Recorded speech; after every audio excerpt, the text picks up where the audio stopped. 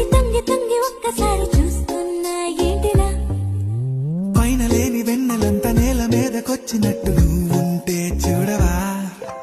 మంచువాన నన్ను ముంచనంట వాన విల్లు మీద ఇల్లు కట్టెనెవ్వరంట